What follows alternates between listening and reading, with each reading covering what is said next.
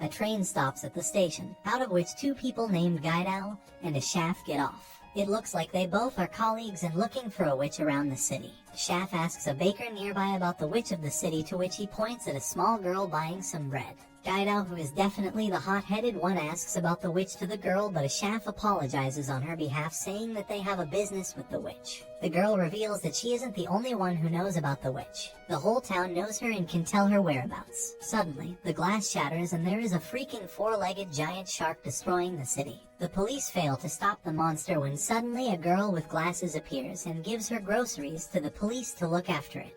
The girl reveals to be the witch as she prepares for a power attack and one-shot the shark monster with a man drop out of it. The witch seems to be quite a celebrity and hero among the citizens, which just doesn't sit right with Ashaf as he tells Guidao to not act on impulse. But she's already gone and attacks the witch. The witch easily defends herself and moreover ties her up so the police can arrest her. Suddenly Ashaf gets into the field with his crows and vanishes into thin air, taking Guidao with him.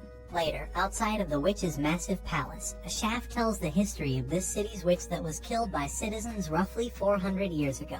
As they are talking, a group of girls also arrives asking if they are invited as well, but Ashaf tells them that it is just a business with the witch. The young girl from before appears and doesn't allow them to meet with her master as it's anniversary today and she wants to celebrate it. Listening to this, Ashaf tells Guidao to go back to the hotel as he needs to search something.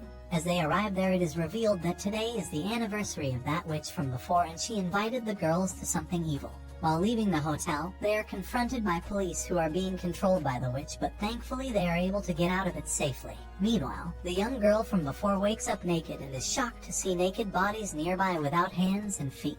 Just then, the witch arrives and reveals that the witch that was executed by the citizens was her grandmother, and now she is here to continue her grandmother's work by burning down the whole city. Suddenly, Guidao pops out and attacks, but she doesn't look that strong as she keeps taking L by the witch while Ashaf, who is a low-level mage, is protecting the girls. However, Guidao still pursues her and asks about a mark on her neck, which reveals to be a curse from a witch. Guidao rushes towards her. Even though getting all beat up, she is able to steal a kiss from the witch, which lifted her curse, and a really strong man from Ashaf's coffin comes out, which reveals to be Guidao true form, and the man literally stomps the witch like it's nothing. Later, the girls are rescued by the police, and in the meantime Guidao seems to be back in his female form, and both Ashaf and Guidao leave the place on a massive ship.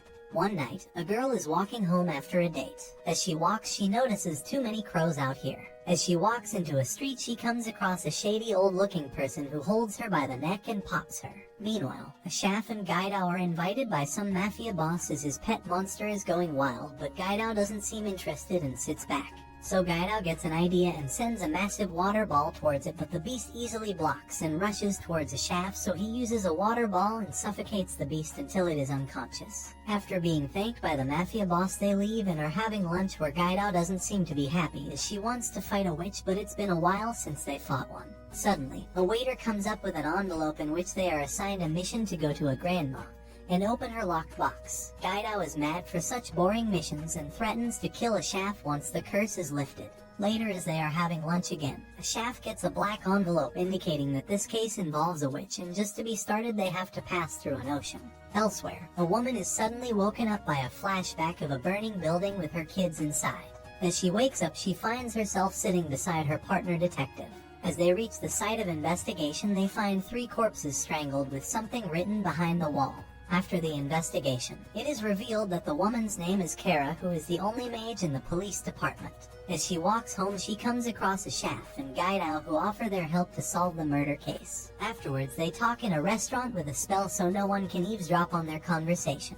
Kara wonders why they want to help, so Ashaf reveals all the noble causes, but Kara tells that the spell wall was created by her, and she knows when they are lying, to which they reveal that they just want to remove the curse on Guidao and take revenge on the witch who puts it on her. Kara accepts their offer to help and also reveals that they got played since there wasn't any truth detecting spell on the wall. The following day, as they go to a library to investigate, Guidao notices that something reeks and she kicks open the door. Ashaf and Kara enter and are shocked to find a corpse. Afterwards, Kara is depressed as she thinks that the witch might have played with the person before killing him. Suddenly, her colleague also calls and tells her that he found a dead body, and a coded message by the witch from it. Later, Kara drops them off saying that she won't be taking them on next case as they weren't helpful and leaves. Suddenly, Guidao notices a presence and attacks towards it, but after a bit of chaos the witch vanishes. Shaf and Guidao just know that Kara has some connection with the witch as she seems to be stalking her from way before. The duo gives Kara a visit and asks about her connection with the witch. Kara is shocked at first, but she tells them her story.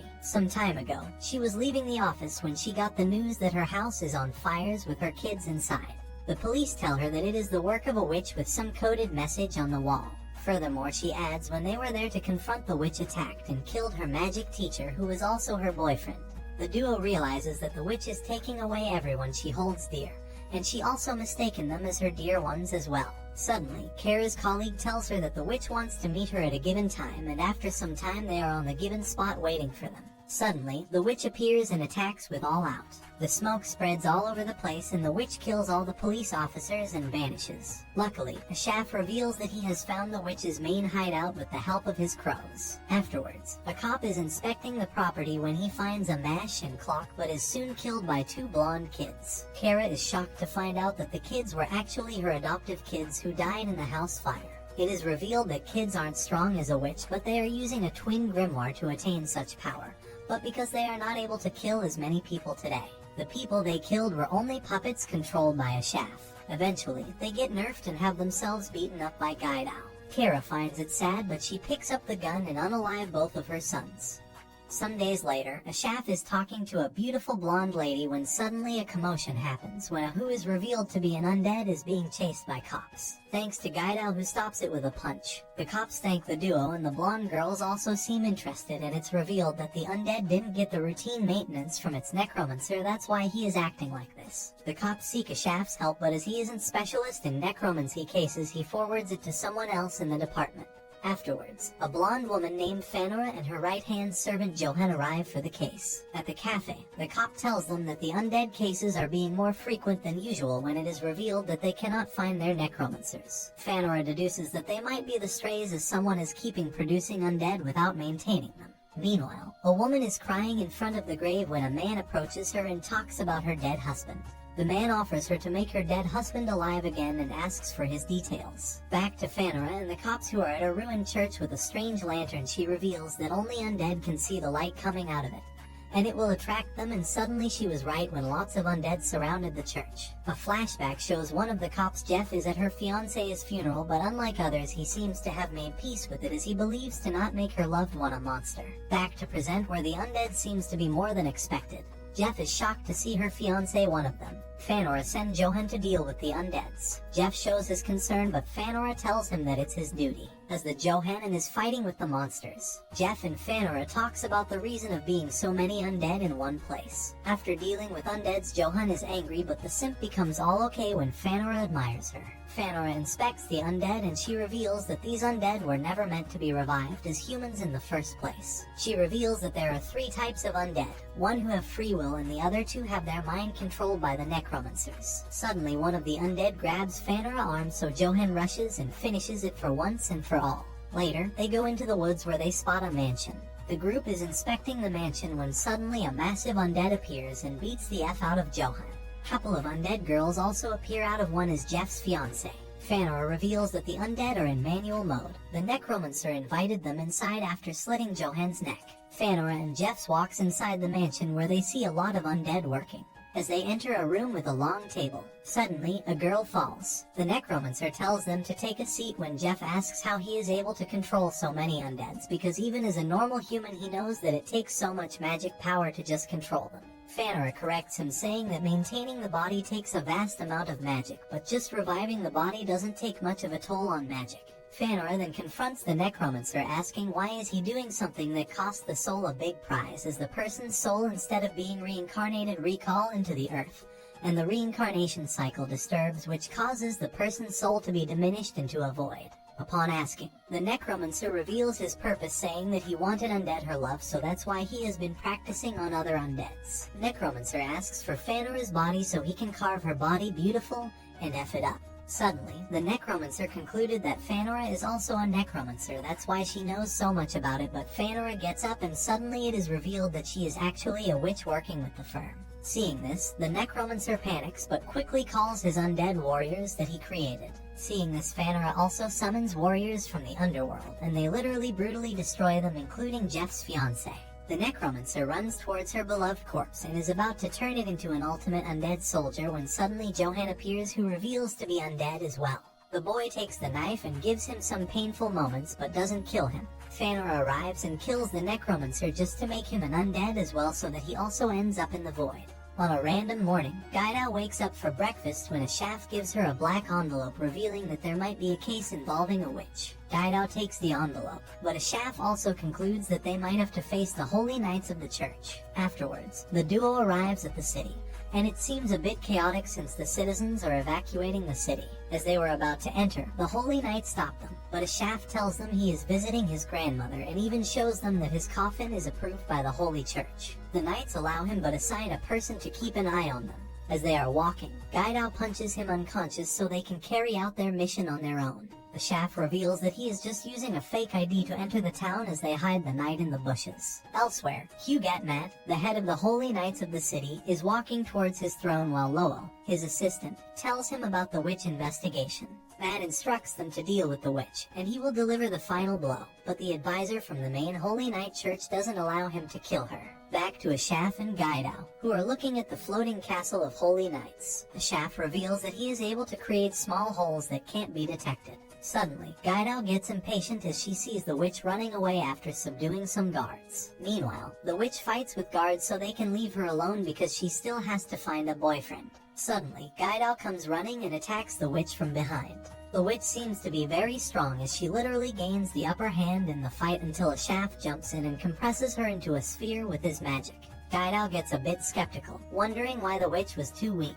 But Ashaf reveals that she is strong but somehow wasn't able to use her full potential. Meanwhile, the advisor tells Matt that she is descended from a very special witch bloodline, and her name is Helga Velvet. Furthermore, even though she isn't known for combat, she is still somehow capable of destroying the world. It is then revealed that Helga is the carrier of the demon sword, which shocks everyone. Back to the duo, who are in hiding from the witch with the demon sword on her back. The witch eventually finds them and tells them to stop with crows. Ashaf sees the opportunity and offers their help, but Helga is skeptical as she doesn't believe them. Suddenly, the demon sword speaks, telling her to trust them, which is kind of new for Ashaf. But he tells her to join them and promises not to kill her, saying that they are on her team. Suddenly, the paladins arrive and start attacking them. Even under the pressure of both Ashaf and the demon sword, Helga still refuses and runs away. Ashaf tells Gaidao that Helga isn't one of the witches she is looking for, so he asks her to keep her. Meanwhile, Helga bumps into Matt with his bloodthirsty attitude. But Gaidao also jumps in to help. Ashaf telepathically talks to Gaidao and tells her that the opponent is strong, so she should just help the witch to get away. Gaidao is mad, however she tells the witch to run away as she gives her cover. Gaidao suddenly rushes towards Matt, but he easily fends her off and goes after Helga, who is drilling through his ice to get away. Fortunately, Gaidao sneaks from behind and punches some Time War for Helga. However, Matt swiftly seizes her with his ice, and the both show their interest on each other as to how they are able to do such extraordinary feats as humans, but Matt has to leave her right there because he is on a hunt. Matt suddenly summons a massive ice boulder and throws it on the city, as it is revealed that Matt is on par with witches since he has pacts with elementals. Matt throws the boulder on the city, causing destruction and some injuries to Helga. Suddenly she sees that she doesn't have a demon sword, and unfortunately Matt has wielded it. Thankfully, Gaidao appears and takes the sword by sending him flying with a kick. As she is about to give it to Helga, Lowell arrives and tries to take the sword away from her, but thanks to Gaidao's strength she doesn't let that happen. Matt also comes out and attacks her, seeing that Gaidao throws the sword far away. Helga rushes to get the sword, and when finally she spotted the sword, she found Paladin inspecting it. However, Gaidao jumps into action and takes the sword and tells her to follow her if she wants it. Not so fast, as Matt is about to freeze the whole city down, and as they are running from it, Helga gets a genius idea, and she uses her sword as a helicopter to fly away with Gaidao. But there is when suddenly a massive monster attacks them out of nowhere. The demon sword tempts Helga to draw him out, but before Matt reaches there and freezes it. After seizing the girls, Ashaf arrives to talk to Matt. Matt tells his underlings to take the girls to the palace as he will be dealing with Ashaf. Ashaf makes Matt questions about how Helga is able to kill people and believes that she's been framed. Meanwhile at the palace, the sword frees itself from the ice and it causes commotion as the mans are fighting to take away the sword. Seeing this, Commander tries to stop them, but soon the advisor from the previous reveals to be a part of a group called Executioner, who executes witches no matter good or bad. The advisor makes the commander one of his puppets and uses him to attack men who are fighting for the swords. Back to Ashaf, who tells Matt about suspicions and makes him skeptic that he is being used by the Executioners. Vats tries to communicate back to the palace but doesn't get any response. Suddenly, Lowell attacks him, resulting in him getting seriously injured. Meanwhile at the palace, Gaidao is fighting the commander's paladin while Helga, who is hiding, gets the sword. The both girls try to run away, but Helga tells her to take the sword first, and then comes back to save her. Ashkin is super eager to save Helga, but Gaidao can't just zip over there because she doesn't have wings or anything. She decides they should find Ashaf first. They stumble upon him, and he's super cold but still kicking. Ashaf isn't trapped for long and gets to work on fixing up Matt, who could be a big help. Ashaf figures that Matt wasn't going all out in the fight because elementals got way more juice than that. Matt says there's a whole bunch of magic stuff he doesn't get, so maybe someone's messing with his colleague. Then Gaidao fills him in on the crazy stuff that went down in the tower. Even if they try to hide the sword, it won't work. Turns out, it's like a magnet. Everyone's forced to scrap even though they're not feeling their best. Just then, the Executioner shows up with a bunch of other cops and Helga. The Executioner brags about his demon hand Ishlingen, which is this wild glove made from the hides of 17 kings and a magic ring. It lets him boss people around, but he admits it's no good on the witch, no matter how hard he tries. Then he goes overboard with his power and makes 3 of his own guys off themselves. Out of nowhere, Helga calls up her swords and goes for the Executioner, snagging a chance to bolt. But when she's almost out with Gaidao, she turns and hits the blonde one instead. Seeing their shot, the other officers jump in and start wailing on Matt and Ashaf too. Everyone's scratching their heads when the Executioner drops a bombshell. He's been pulling Helga's strings all along. She hands over the demon sword to him. Matt tells him to not open it, but the Executioner doesn't listen. Yet, when he draws the sword, nada. He spills the beans that he needs a witch's heart to unlock the real mojo, and then he stabs Helga with the blade. Rewind to the past, and Helga's family gets wiped out by these Executioner types. She had to book it solo to keep the sword safe. She's been carrying a grudge but promised to never draw the sword. But when the sword's finally out, it goes berserk, slicing up the street and the castle like butter. The sword's not just a sword, though, it's this massive creature that's like the Grim Reaper. The Executioner thinks he can tame it. However, Ashaf says that won't work, as the weapon exists in a state of chaos. The Executioner isn't buying Ashaf's warning and heads off into town looking for more people to power up. Matt's throwing everything he's got at the sword using his special elemental skills, but it's like he's hitting a brick wall. Helga's there, tears streaming down her face, because she couldn't protect the sword, and on top of that, she's never even been kissed. Just then, Gaidao shows up, and Ashaf gives Helga a bit of hope, telling her she's about to get that kiss she's been waiting for, as Gaidao plants one on her. When Helga and Gaidao share a kiss, this spooky black glow shoots out of Helga and zooms into the coffin. The real Helga wakes up and both Matt and the spooky sword Ashkin feel a shiver and stop their scuffle. She busts through an ice barrier like it's nothing and joins them. Meanwhile, the Executioner is scratching his head, totally puzzled. Back in the fray, Ashaf warns Gaidao that the sword's picky, it wants living things, so she can't use her right hand. Helga's not sure they can pull off a win, but Ashaf says that there's a bunch of stuff that could end the world. Right then, Gaidao stops the monster's attack super easy. All of a sudden, the elemental starts aiming at Gaidao, more scared of her than the sword. So, Matt and Gaidao team up, trying to smack the beast with some ice action. It's tough and takes loads of tries, but Gaidao finally nails Ashkin with a huge chunk of ice. Matt jumps on the chance and whips up a huge fog creature to take on the demon sword. But Ashkin isn't having it and slashes through the misty beast, clipping Gaidao in the process. Ashaf figures the demon's been locked up so long it got rusty, but now it's back in full swing. Without skipping a beat, it lunges at her. Quick as a flash, Gaidao stops it with one hand and smacks it right in the kisser with her metal arm. The hit sends the demon sword flying, and its head starts to crack. That's when it flashes back to when it got trapped. The witch, Quina, was torn between wanting to end it quick or making it suffer. She was full of hate but also felt something else for the demon. As the demon sword disappears, beaten, it's kind of relieved it didn't hurt Helga. She was in danger because of it for so long, but she never tried to pull it out until she absolutely had to. The Executioner strolls up to the paladins and townsfolk, acting like he needs a hand. But out of nowhere, a rock whacks him and breaks his creepy arm. Gaidao, who's miles away, is the one firing stones with the help of a Shaft's crow. Bit by bit, she takes the guy apart. Later on, Matt's grilling the executioner and figures out he wasn't there on orders, but chasing his own twisted wish. He spills that the church and the other executioners are after the demon sword. The Shaft thinks his story checks out. If it were an official gig, he'd have a buddy with him. Matt turns to Helga for what to do with the executioner and the sneaky paladin. She's like, just get them out of my sight, but also wants Matt to make sure they get what they deserve. Then Matt heads off with the two baddies. The Shaft reassures Helga that she's safe with them now. He even lets slip that Ashken's still kicking, which makes her super stoked. There are folks in the Order who can get the sword back in action. Even though it can't talk or open its eyes, Ashken hears everything. It's known since the start that Helga's got a bit of Quina in her. The sword figures it's time to be cool with the part of her that doesn't hate it.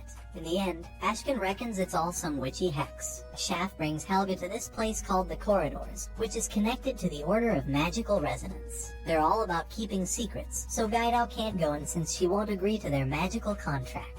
But since she's still recovering and they're in a quiet town, Shaft thinks she'll be on her best behavior. But then, out of nowhere, this kid starts telling his pals that he saw a witch. And then they hear a scream. Gaidao springs into action and demands to know where the witch is, threatening to hurt them if they don't spill. They quickly lead her to the woman's house. Gaidao wastes no time and goes right into the house. An old lady opens the door and sees Gaidao falling to the ground. Suddenly, the pets in the house grab onto Gaidao's arms and scratch her face. The old lady uses some ointment to help, but Gaidao's healing powers kick in and fix her up in no time.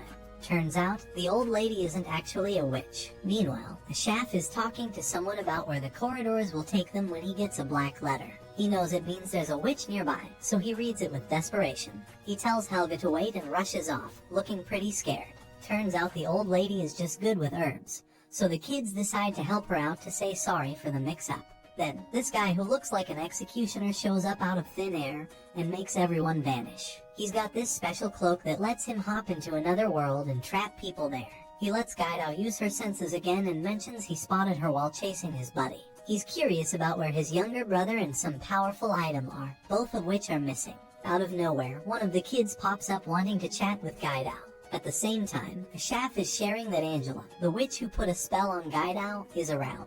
The executioner figures out Angela must be awake because she's got a cloak like his. But what shocks him is she made it herself. Since the cloaks she crafts don't last forever, she's after the one he's got. Just when it seems like Gaidao should barely be able to see or hear, she stands up, ready to jump into the conversation. The Shaft tells Helga that he can't do anything because things are already happening according to fate.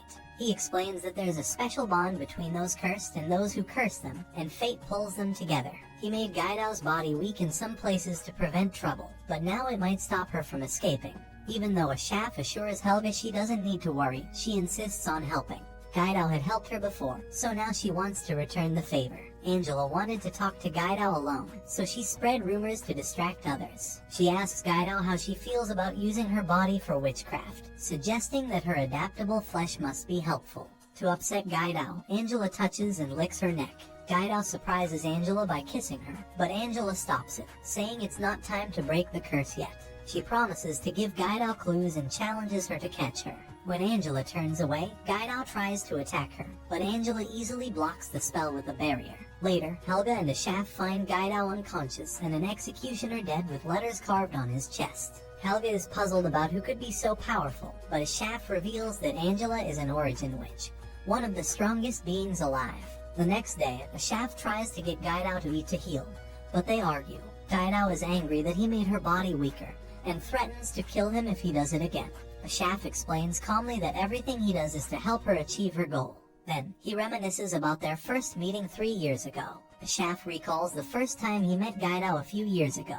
He was on a train heading to a regular village where a witch lived. Strange events were occurring, like cows falling from the sky. When he got off the train, he noticed a woman with blonde hair carrying a coffin, which caught his eye. In the village, 2 siblings named Owent and Falvel were walking calmly until a man accused Falvel of being a witch and causing trouble. Despite Owent's defense, the man was about to get violent. Thankfully, a Shaft intervened using magic to stop him.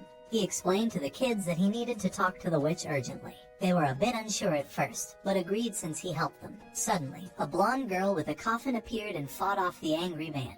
Shaft tried to use magic against her, but she easily broke through his barrier. Even though Shaft couldn't stop her, a monster appeared and knocked Guidal away. Shaft assumed it was summoned to protect Falville. As more people gathered, Shaft took Guidal and left. He noticed Guidal's behavior puzzled him. She didn't resist or say anything despite being captured. Also, she should have been injured from the monster attack, but she wasn't. Owen then revealed that none of the witches in their family could speak, which explained why Falville couldn't cast spells. Shaft deduced she was a descendant of the mystic witch, Luna Farmington.